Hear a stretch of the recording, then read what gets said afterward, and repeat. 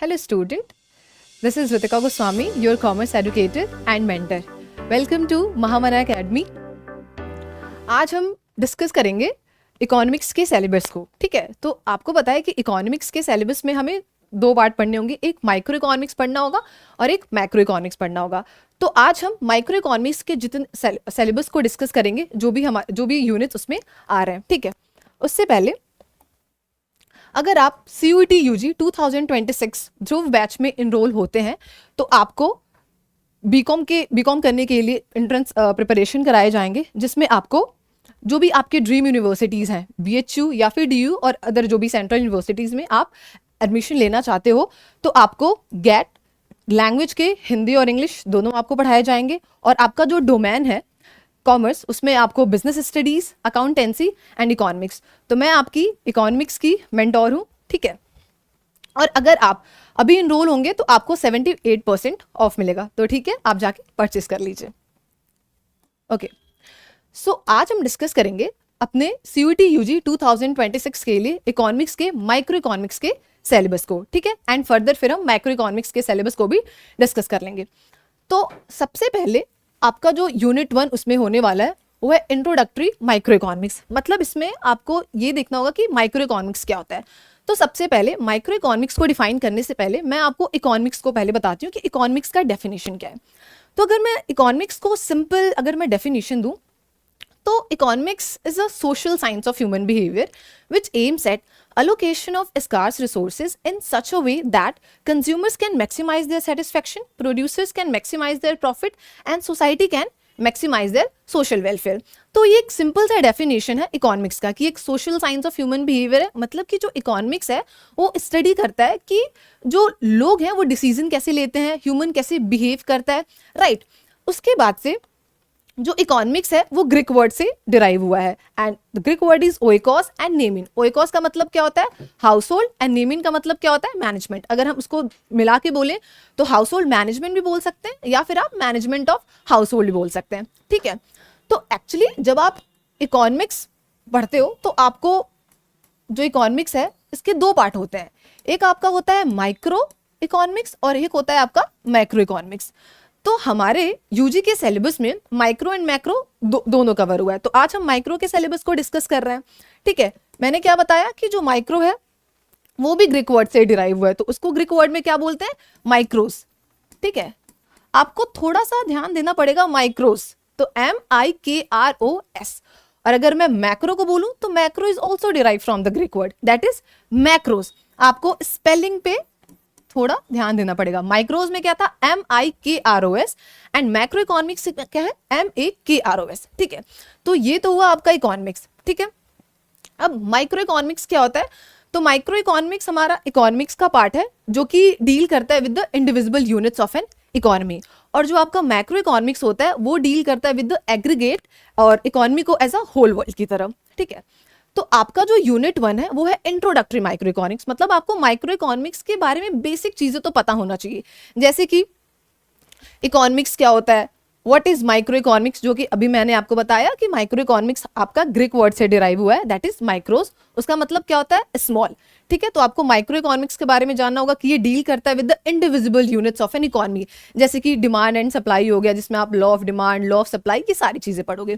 उसके बाद से central problem of an economy क्या होता है, प्रोडक्शन पॉसिबिलिटी कर्व क्या होता है और अपॉर्चुनिटी कॉस्ट क्या होता है. अगर मैं central problem of an economy को आपको सिंपल में बताऊं तो हमारे पास 3 सेंट्रल प्रॉब्लम है इकोनॉमी में. 3 सेंट्रल प्रॉब्लम आपको फेस करना पड़ता है कि व्हाट टू प्रोड्यूस, क्या प्रोड्यूस करें, हाउ टू प्रोड्यूस, कैसे प्रोड्यूस करें, and for whom to produce. और ये ना सीक्वेंस वाइज चलता है.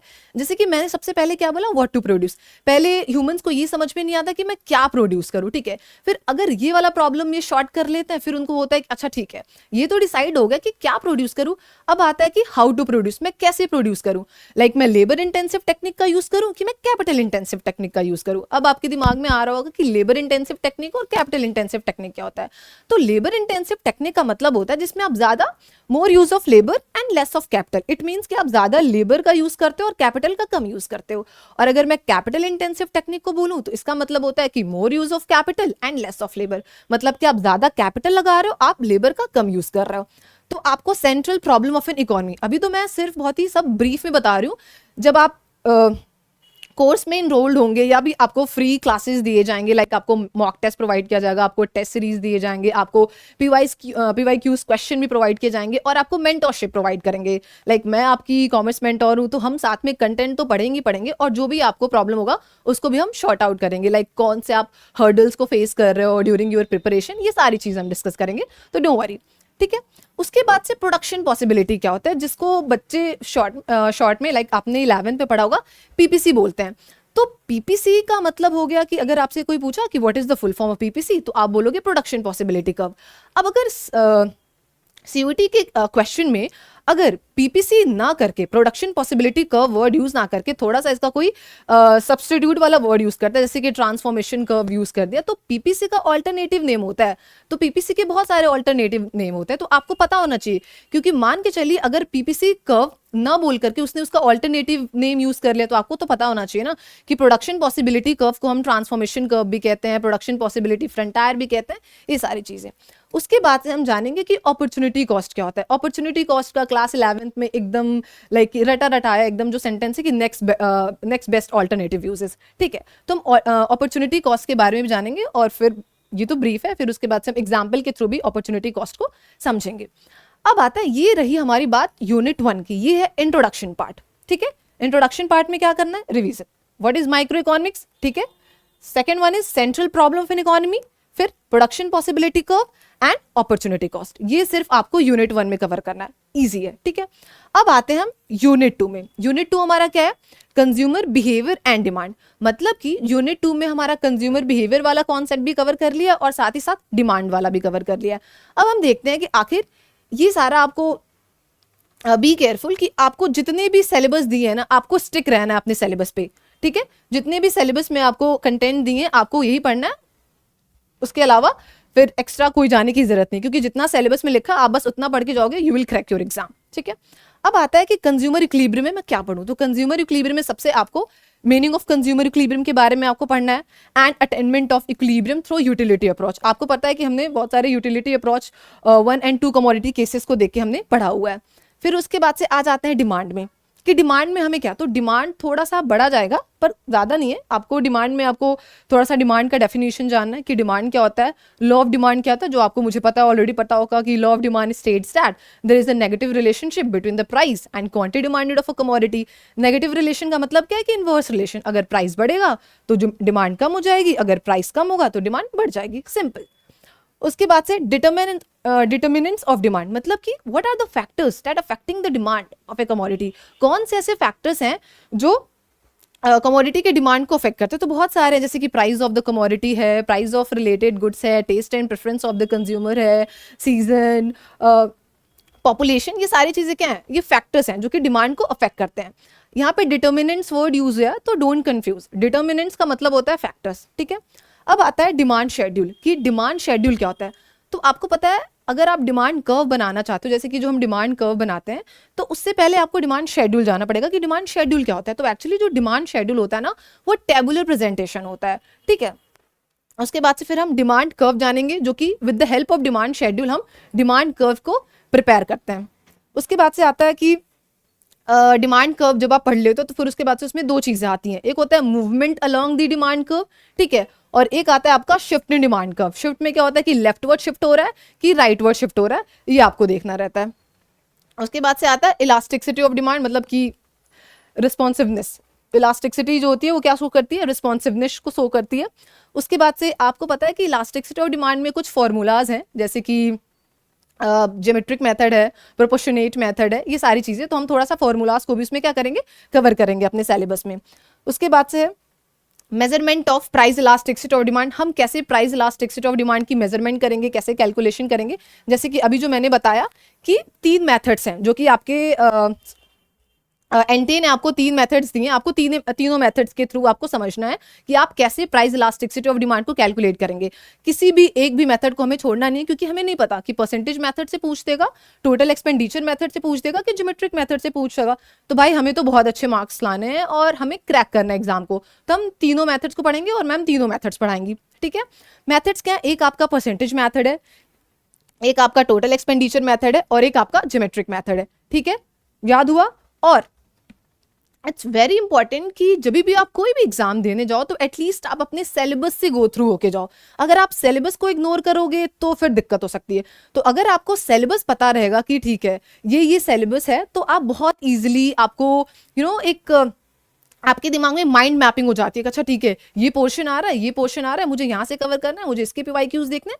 सो it's very important to stick to the syllabus, ठीक है। अब नेक्स्ट आते हैं यूनिट 3 पे। यूनिट 1 हमारा क्या था, इंट्रोडक्शन पार्ट। यूनिट 2 हमारा क्या था, कंज्यूमर बिहेवियर एंड डिमांड। अब आते हैं यूनिट 3। यूनिट 3 में हमें क्या पढ़ना है, प्रोड्यूसर बिहेवियर एंड सप्लाई। मतलब कि हमें प्रोड्यूसर बिहेवियर वाला जो चैप्टर था, चैप्टर 5 के 6 था, और उसके बाद से हमें सप्लाई के बारे में जानना है, ठीक है। अगर मैं बोलूँ जो डिमांड था और जो सप्लाई था, दोनों में लाइक एकदम इन्वर्स है। जो डिमांड है वो हमें नेगेटिव रिलेशन शो करता है प्राइस एंड क्वांटिटी डिमांडेड में, और जो सप्लाई है वो पॉजिटिव रिलेशनशिप शो करता है price and quantity demand quantity supplied में। उसके बाद से आता है तो जो प्रोड्यूसर बिहेवियर वाला कॉन्सेप्ट है, इसमें हमें प्रोडक्शन फंक्शन जानना होगा कि प्रोडक्शन फंक्शन क्या होता है, ठीक है। उसमें हमारे दो ये हैं कि एक रिटर्न टू फैक्टर आता है और एक रिटर्न टू स्केल आता है। उसके बाद से आता है सप्लाई।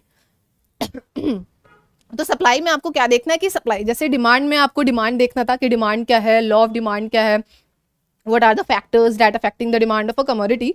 सिमिलरली सप्लाई में आपको क्या देखना है कि मार्केट सप्लाई क्या होता है, कौन से ऐसे फैक्टर्स हैं जो सप्लाई को अफेक्ट करते हैं, जैसे कि आपने डिमांड में देखा था। उसके बाद से आता है कि सिमिलरली जैसे हमने डिमांड शेड्यूल देखा था वैसे ही हम यहाँ पे सप्लाई शेड्यूल देखेंगे।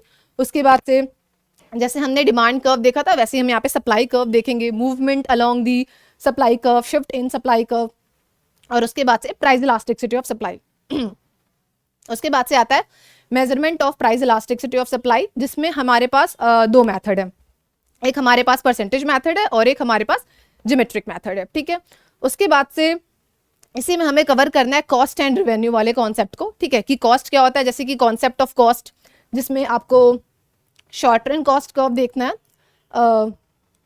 फिक्स्ड एंड वेरिएबल कॉस्ट, फिर हमारे पास एवरेज कॉस्ट क्या होता है, मार्जिनल कॉस्ट क्या आता है, एंड कॉन्सेप्ट ऑफ रिवेन्यू भी। जैसे कि आपने जहां आपने कॉस्ट वाले कॉन्सेप्ट को खत्म किया कि गुड्स को प्रोड्यूस करने में कितना कॉस्ट लग रहा है। एक मिनट,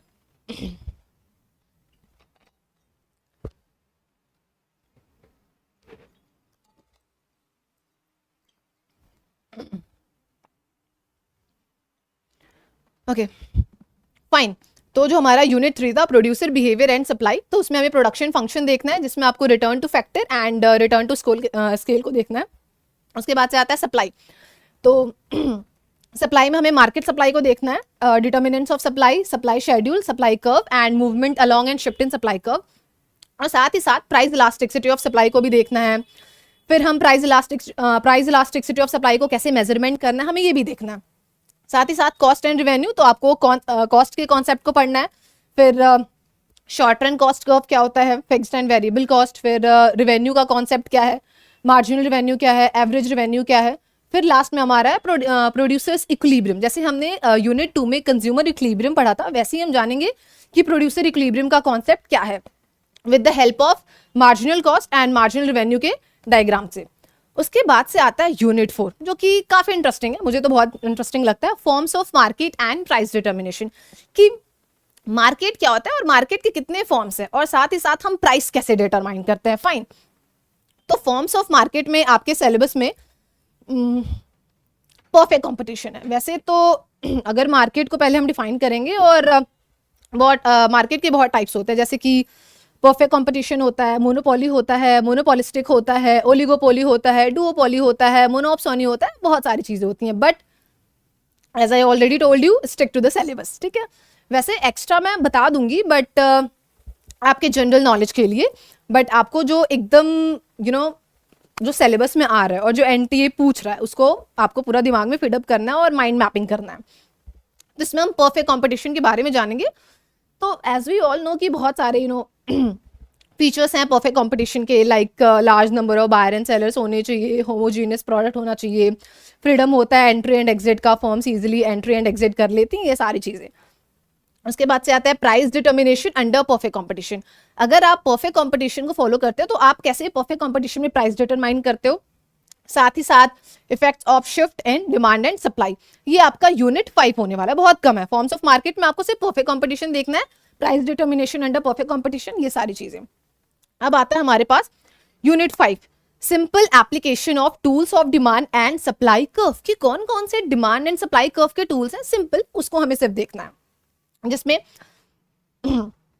ये सारी चीजें, जैसे कि आपने क्लास 11th में जब माइक्रो इकोनॉमिक्स पढ़ा होगा, अगर अच्छे से पढ़ा होगा तब तो रिवीजन करना होगा। अगर जो स्टूडेंट्स हैं जिन्होंने थोड़ा सा नहीं ध्यान दिया होगा, कोई दिक्कत नहीं है, हम यहाँ पे फ्री सेशन में भी जो रिकॉर्डेड होगा हम बहुत अच्छे तरीके से समझेंगे, और आपकी पूरी महामना एकेडमी की पूरी कोशिश रहेगी कि आपका एग्जाम क्लियर हो with a very good marks, high cut off.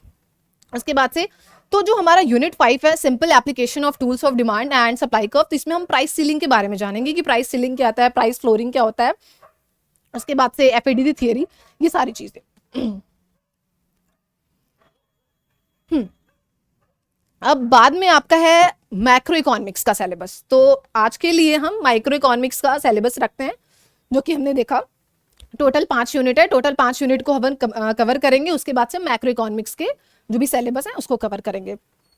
तो लास्ट में again for the reminder, CUET UG 2026 के लिए आपका ध्रुव बैच है, जिसमें आपको इनरोलमेंट ले लो फटाक से, जिसमें जो भी आपकी ड्रीम यूनिवर्सिटी है जैसे कि बीएचयू और डीयू, तो इसमें आपको मैं इकोनॉमिक्स पढ़ाऊंगी और साथ ही साथ आपको बिजनेस और अकाउंटेंसी के लिए भी एजुकेटर और मेंटोर है।